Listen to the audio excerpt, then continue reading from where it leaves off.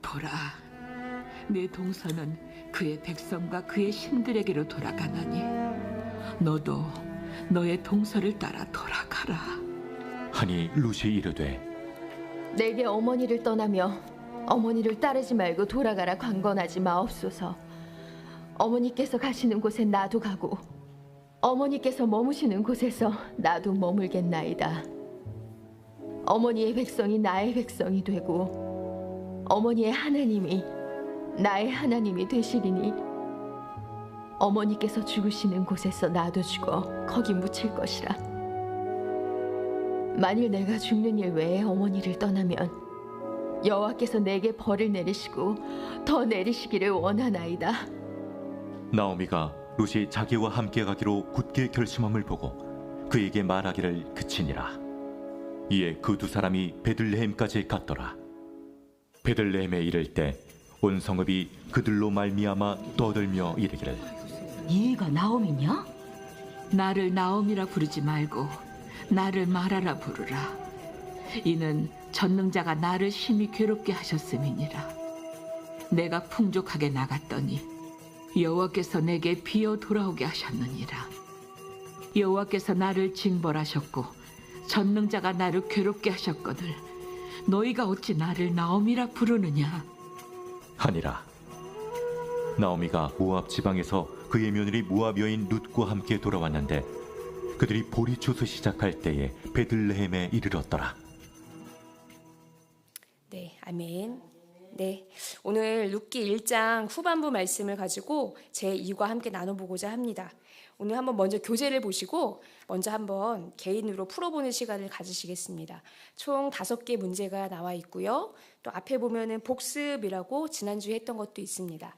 우리 이 6가지 문제 한번 질문에 답을 해보시는 시간을 한 10분 정도 갖겠습니다.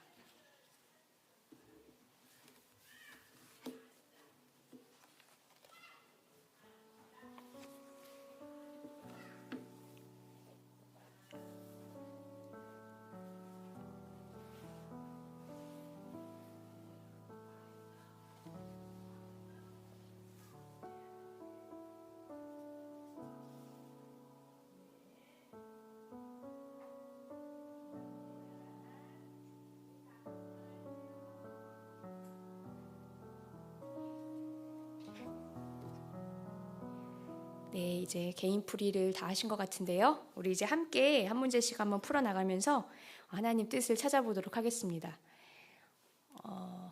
먼저 복습 질문부터 한번 볼까요? 우리 복습, 지난주에 했던 복습 질문이 있습니다. 바로 나오미가 며느리들을 돌려보내며 빌어준 복은 무엇인가? 라는 2가지 복이 있었죠. 어떤 복을 빌어줬을까요? 네, 맞습니다.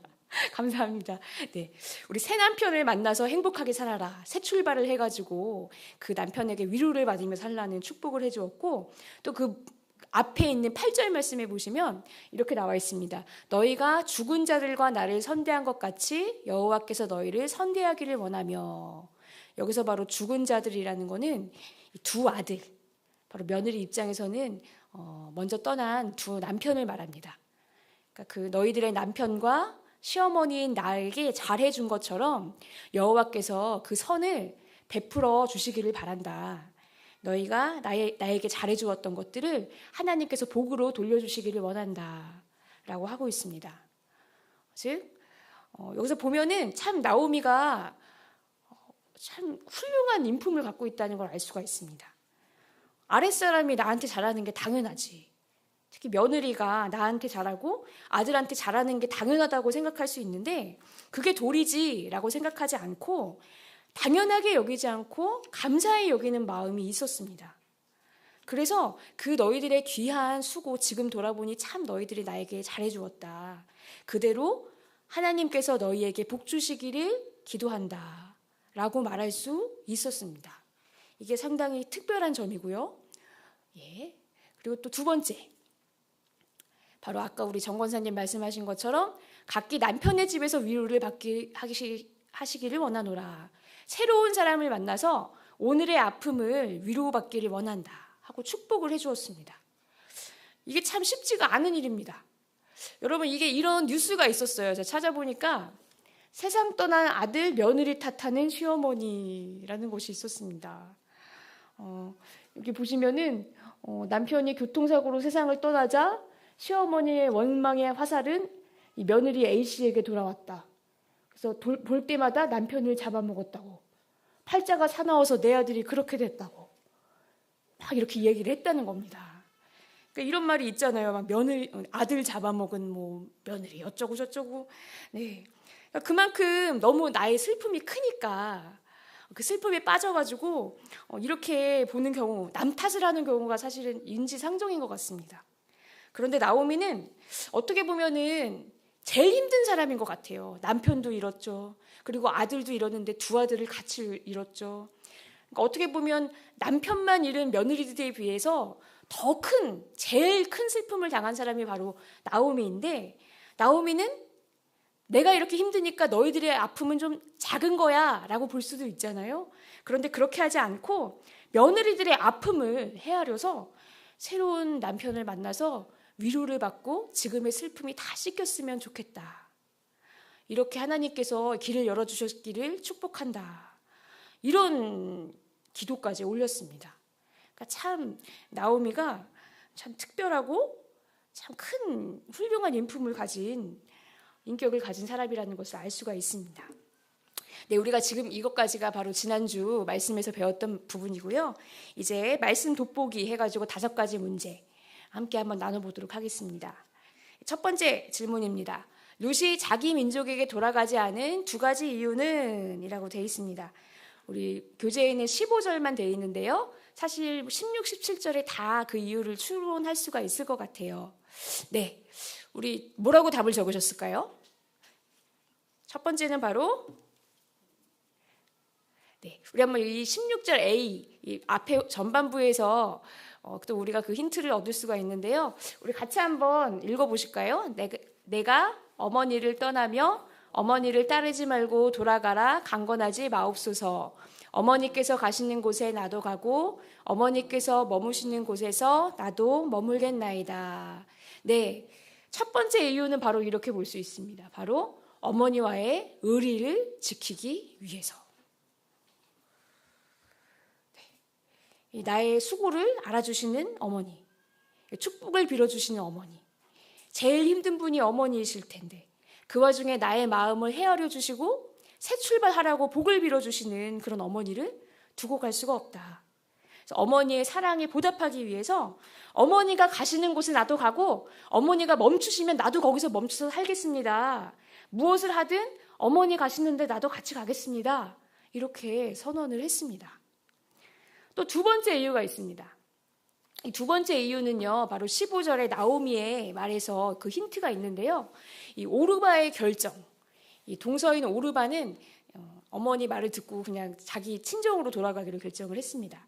그때 이 오르바가 돌아간 것이 바로 사실은 단순히 친정으로 간 것이 아니라 이런 의미가 있었는데요. 바로 15절입니다.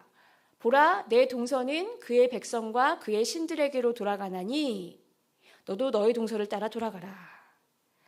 그러니까 나오미와 헤어지는 것은 단순한 작별이 아니라 바로 이방신을 섬기던 모압 백성의 자리, 과거의 자리로 돌아가는 겁니다. 그래서 나오미가 헤어진 오르바에 대해서 너의 동서도 그의 백성과 그의 신들에게로 돌아갔다 라고 이야기를 한 것입니다. 그런데 룻은 그렇게 하기가 싫은 겁니다. 이 어머니와의 의리를 지키고 싶은 마음도 있지만 사실은 그것을 넘어서는 강력한 마음이 있었습니다. 바로 과거의 자리로 돌아가지 않고 하나님을 믿는 하나님의 백성으로 살고 싶었기 때문에 우리가 이 말씀을 보면은 그러니까 우리 나라는 하도 이제 유교 문화 또 효를 중시하는 문화가 있다 보니까 우리 이 말씀을 그런 유교 문화나 이 효의 도리에 비추어서 보게 되는 것이 자연스러운데요. 사실은 그 효를 지키는 것 그 이상의 것이 있습니다. 단순히 어머니에게 효도를 하고 이 의리를 지키는 것 그 이상으로 더 강력한 것이 바로 아니 어머니 돌아가라고 하지 마십시오. 나는 이렇게 말하죠. 어머니의 백성이 나의 백성이 되고 어머니의 하나님이 나의 하나님이 되십니다. 라고 얘기한 거는 이제부터 나는 이스라엘 사람으로 살겠습니다. 모압의 그모스신이 아니라 여호와를 믿는 이스라엘 사람으로 살겠습니다. 그러니까 나는 원래의 자리로 돌아가지 않을 것이고 돌아가라고 하지 마십시오. 이렇게 이야기를 한 것입니다. 마치 오늘날 하나님을 전혀 믿지 않고 다른 종교를 믿던 사람이 나는 이제 우상 숭배하지 않겠습니다. 나는 과거의 종교로 돌아가지 않고 하나님 믿는 백성의 삶을 살겠습니다. 이제 예수님 믿겠습니다. 하고 결단한 것과 같은 것입니다. 그런데 굉장히 이것은 큰 결단이라는 것을 우리가 알 수 있죠. 많은 것을 내려놓고 하나님을 선택했습니다. 왜냐하면 친정에 가지 않고 나오미를 따라가게 되면 이제 어떤 일이 일어날까요? 우리는 이 뒤의 일들을 알고 있긴 하지만 이 뒤의 일을 모르는 입장에서 첫 번째는 한 번도 가본 적이 없는 낯선 땅에 가서 살아야 돼요. 아는 사람 하나도 없는 곳에 가서. 그리고 그 땅 사람들은요, 두 번째로 이방인들을 무시하고 조롱합니다. 나를 세모 눈으로 하고 있는, 세모 눈으로 보는 사람들이 있는 곳으로 가야 되고요. 세 번째로는 연로하신 어머니를 봉양하면서 이 외국인으로서 받는 편견 속에서 돈을 벌어서 봉양을 해야 되고요. 또 네 번째로는 나오미가 지난주에도 이야기하죠. 내가 언제 아들을 낳아서 너희에게 그 아들을 내어주겠느냐. 바로 이 어머니와의 관계가 있는 한 남자를 새로 만나서 결혼할 가능성이 없습니다. 어머니와의 관계 안에서 어머니가 진짜 막 아들을 낳아줘가지고 그 아들이랑 결혼하는 게 아니라면 이 관계를 떠나서는 이 새로운 출발을 할 수가 없습니다. 그런데 반면에 이제 친정으로 가면 어떻게 될까요? 익숙한 곳에서 위로받으면서 마음을 추스릴 수 있고 또 새로운 사람을 만나서 새 출발을 할 수가 있습니다. 그러니까 친정으로 가는 걸 비하면 이 지금 어머니를 따라서 이스라엘에 가는 거는 손해만 보는 것 같은 길인 거죠. 좋은 점은 없고 나쁜 점만 있어 보이고 인생이 굉장히 힘들어지는, 어려워지는.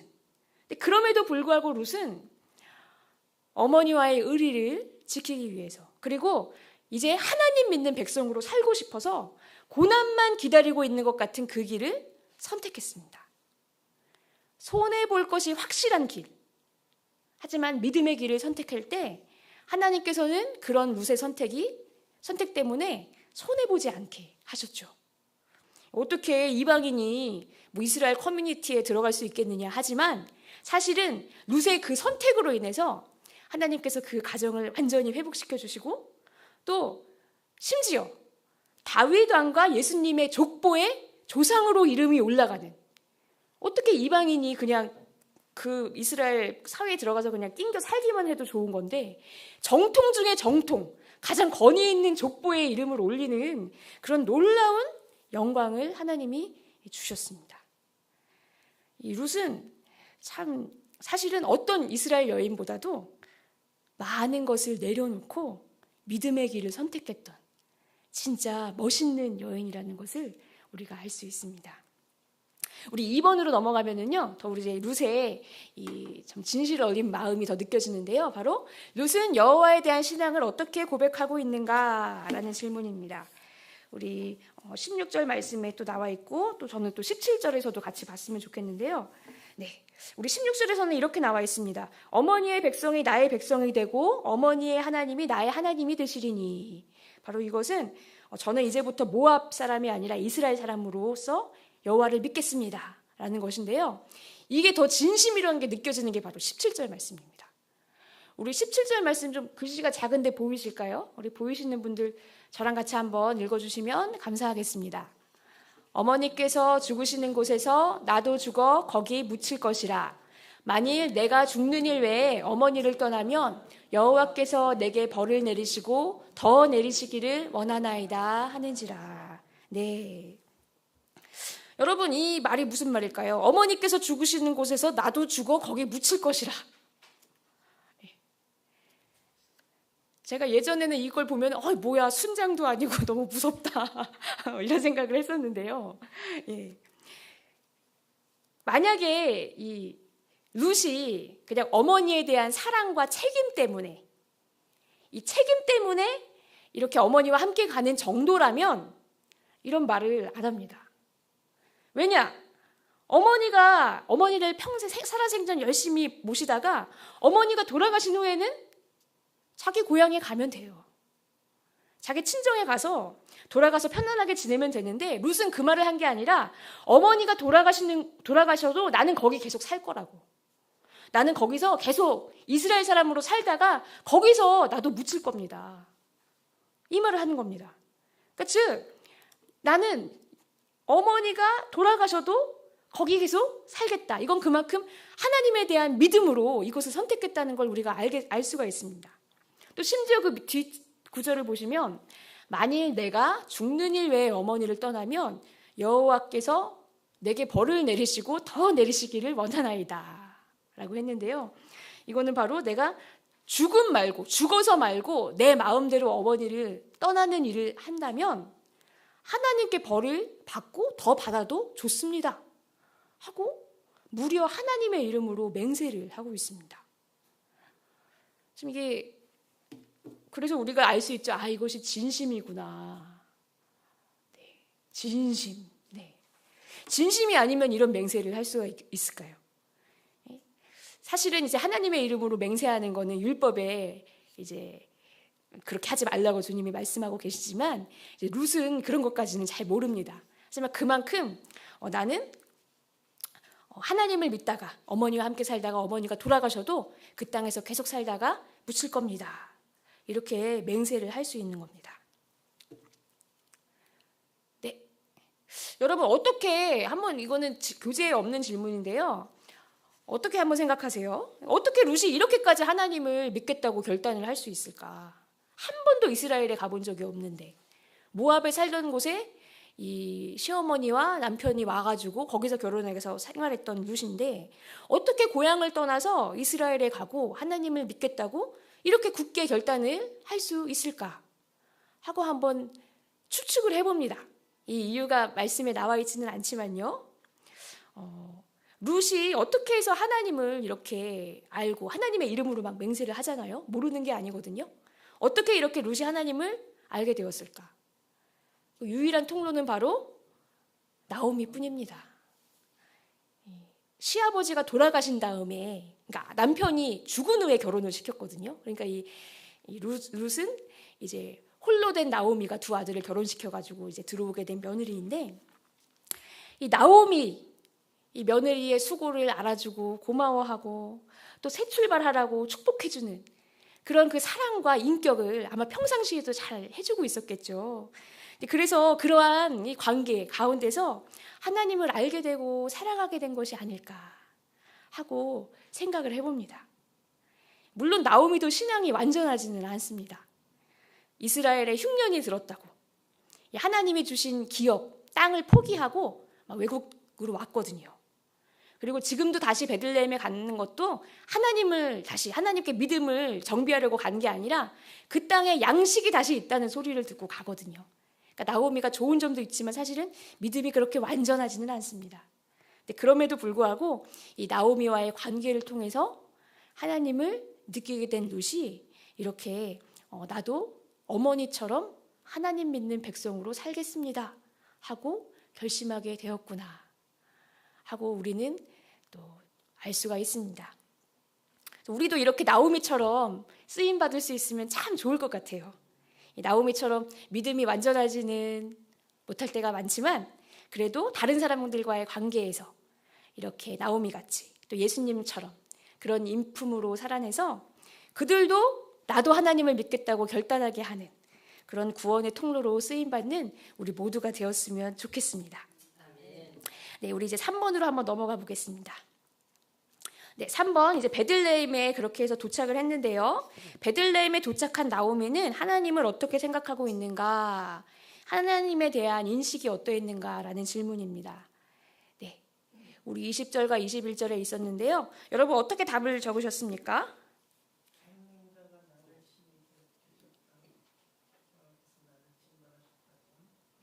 네, 맞습니다. 감사합니다. 네, 말씀해 주셔서 감사한데요. 바로 첫 번째로는 이제 하나님에 대해서 나를 힘들게 하셨다라는 것이죠. 하나님이 나를 징벌하시고 괴롭게 하셨다. 그리고 내가 풍족하게 나갔더니라는 말이 있는데 이 돈이 그때 많은 것도 아니었어요. 그때 사실 먹을 게 없어서 모압으로 간 거였지만 풍족했던 게 있었죠. 바로 남편과 두 아들. 당시 사회는 여성들이 홀로서기를 할 수 없었기 때문에 이 남편이 있고 없고 아들이 있고 없고의 차이가 굉장히 컸는데 이 나오미는 남편도 있고 아들도 둘이나 있는 굉장히 번듯하고 든든한 위세가 등등한 여인이었는데 다 잃어버리고 텅 빈 채로 돌아오게 하셨다. 그러니까 현재의 고난은 내가 지은 죄에 대한 벌이다. 하나님은 나를 괴롭게 하셨다. 라는 생각이 있었습니다. 그런데 여기서 또 우리가 긍정적으로 볼 수 있는 것은 여전히 하나님의 주권을 인정하고 있다는 것입니다. 우리 삶에 일어나는 모든 일들은 하나님이 허락하셔서 일어난 일이고 하나님이 다스리신다. 그리고 거기에 더해서 이 나오미가 아까 며느리들에게 복을 빌어주잖아요. 하나님이 너희에게 선대해 주시기를 바란다. 새 출발할 수 있도록 복을 베풀어 주시기를 원한다. 여전히 이 모든 복과 은혜는 하나님으로부터 나온다는 것을 믿고 있습니다. 그러니까 나오미가 극한의 어려움 가운데서 하나님이 나를 슬프시게 하고 힘들게 하신다 하는 어떻게 보면 좀 섭섭하고 또 이해가 안 되는 마음도 있지만 동시에 하나님의 주권을 인정하고 또 믿음의 자리를 지키고 있는 것을 우리가 알 수 있습니다. 이런 일들을 겪으면 그냥 믿음을 저버려도 뭐라고 말을 못할 것 같아요. 그런데 그렇지 않고 여전히 하나님을 또 신뢰하면서 믿는 그 믿음의 자리 가운데 있는 사람이었습니다. 네, 우리 4번 한번 볼까요? 4번에 보면요. 왜 나오미가 도착했을 때 떠들던 여인들이 나오미의 발언 후에는 아무런 말이 없는가라는 질문입니다. 네, 우리 그 19절 말씀 보시면은 이에 그 두 사람이 베들레헴까지 갔더라. 나오미와 룻이 베들레헴까지 갔는데 베들레헴에 이를 때 딱 도착했는데 이미 떠들고 있어요. 온 성읍이 그들로 말미암아 떠들며 이르기를 이가 나오미냐 하는지라. 네, 무슨 얘기를 이렇게 떠들었을까요, 여러분? 고향에 10년 만에 돌아왔거든요. 떠났을 때와 상황이 많이 달라졌죠.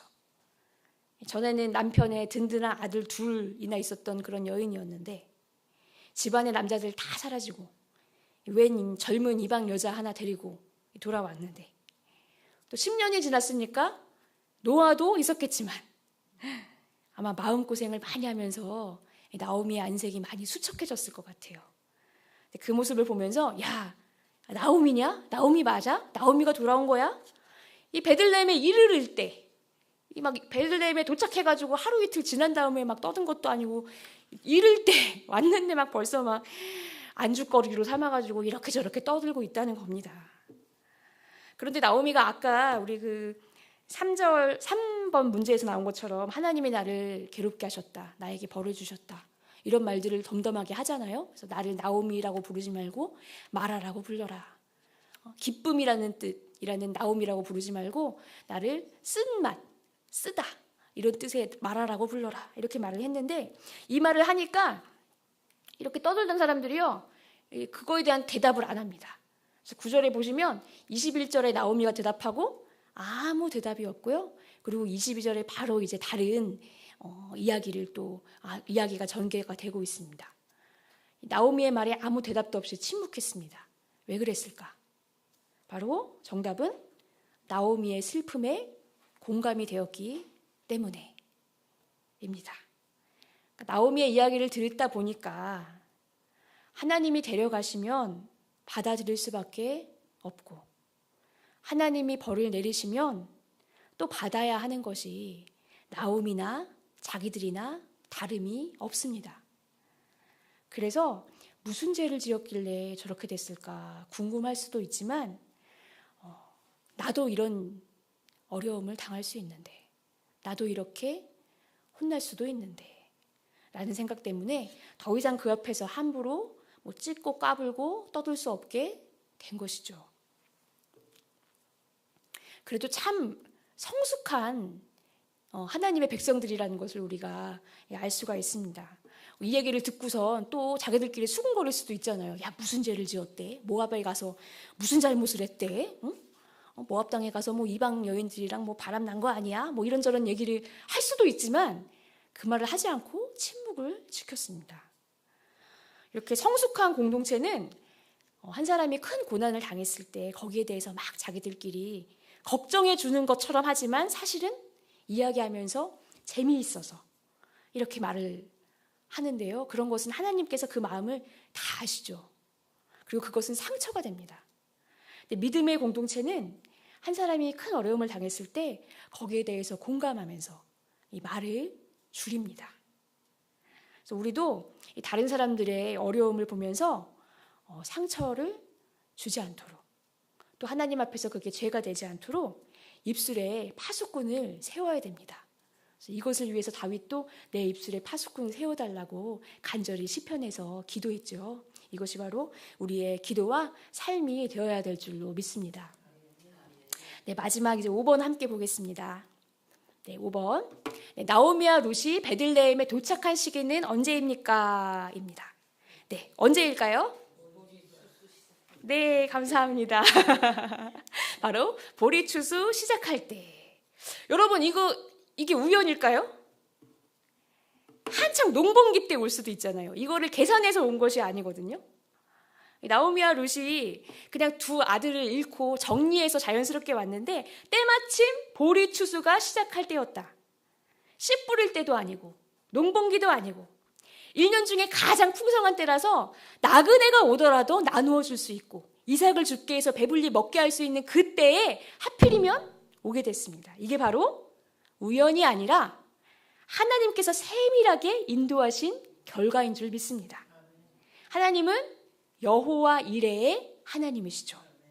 모르고 가도 대책 없이 가도 하나님이 준비해 주시고, 또 심지어 나오미는 조금 하나님께 섭섭하고 슬픈 마음이 있어도 하나님의 사랑은 더 커서 먹을 것을 미리 준비해 주십니다. 우리가 이런 하나님을 다시 한번 고백하고 또 만나고 또 많이 영광을 돌려드렸으면 좋겠습니다. 네, 우리 이렇게 해서 5가지 문제를 함께 다 나누었습니다.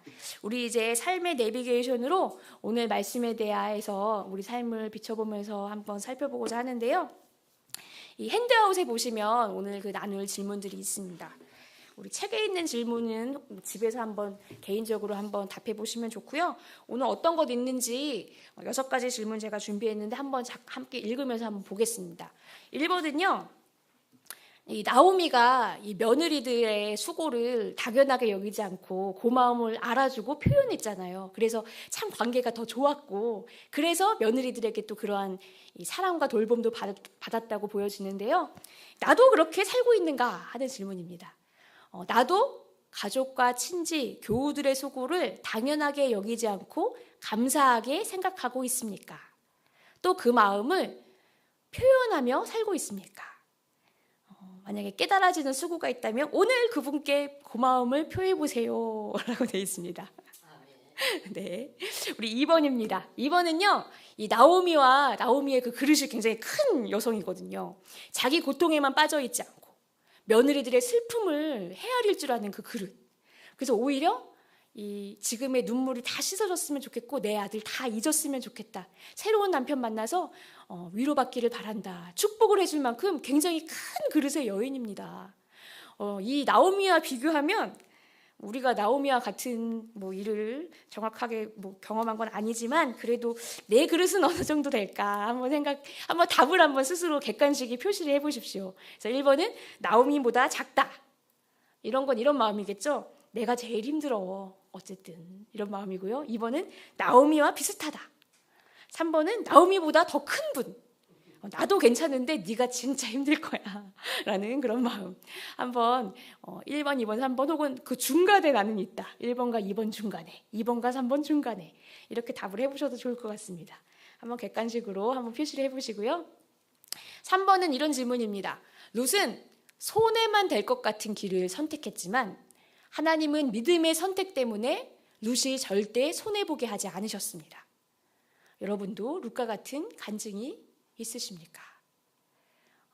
이런 룻과 같은 결단과 또 하나님이 그 결단을 귀하게 받으셔서 베풀어 주신 경험이 있다면 또 나눠주시면 참 힘이 되겠습니다. 4번은요, 이제 룻처럼 모압 종교를 믿었던 룻이 하나님을 믿겠다고 완전히 바꿨잖아요. 이런 경험이 있으신가 하는 겁니다. 과거에 다른 종교를 믿으셨는데 유교, 불교, 무속신앙, 나신교, 나신교는 나를 믿는 종교라고 해요. 네, 이런 것들을 믿었다가 하나님을 믿게 된 분이 계시는지, 어떤 계기로 그런 전환이 일어났나? 이 전환은 우연입니까? 섭리입니까? 한번 돌아보시면 좋겠습니다. 5번입니다. 5번은 이제 룻은 이 나오미를 통해서 하나님을 보게 됐고 믿기로 결단을 했습니다. 사실 이 나오미의 하나님은 좀 그 소중한 사람들을 데려가신 분이잖아요. 그런데 그것을 보면서도 하나님을 믿겠다고, 나오미를 보면서 그래도 나는 하나님을 꼭 믿겠다고, 어머니처럼 믿겠다고 결심을 했거든요. 이렇게 나에게도 이 나오미처럼 하나님을 믿을 수 있게 영향을 주신 분이 계셨을까? 또 나는 어떤 이에게 이렇게 나오미 같이 하나님을 보는 창이 되어주고 싶다 하는 마음이 드는 존재가 있다면 또 이 시간 또 얘기해 주시고 또 같이 또 기도도 하면 좋겠습니다. 마지막 6번째 문제는요, 바로 이 큰 어려움을 당한 이들에게 처음에는 그 베들레헴 사람들이 막 시끄럽게 떠들었는데 이야기를 알고 난 다음에 입을 다물었거든요. 이 큰 어려움을 당한 이들에게 위로를 전해줄 수 있는 좋은 방법이 무엇일까 생각을 해보는 겁니다. 이 말수를 좀 줄이고 같이 있어주는 게 좋을지, 아니면 혼자만의 시간을 갖게 해주는 게 좋을지, 혹은 기도만 잠잠히 해주는 게 좋을지. 반대로 이제 내가 어려움을 당했을 때 이분들이 이렇게 해주신 게 참 도움이 되었다. 이렇게 막 하는 거는 사실은 마음은 알겠지만 도움이 별로 안 되고 오히려 좀 불편한 부분도 있었는데 이렇게 해주신 분은 참 나에게 도움이 되고 힘이 되었다. 이런 것들을 얘기를 해주시면 우리가 또 그런 이웃이 되어주는데 큰 도움이 될 줄로 믿습니다. 네, 우리 이렇게 6가지 질문 중에서 1가지, 2가지 마음에 와닿은 것들 같이 나누시고 또 우리 이제 자유롭게 또 나눔 기도하시고 마무리하면서 오늘 성서 연구 마치려고 하는데요.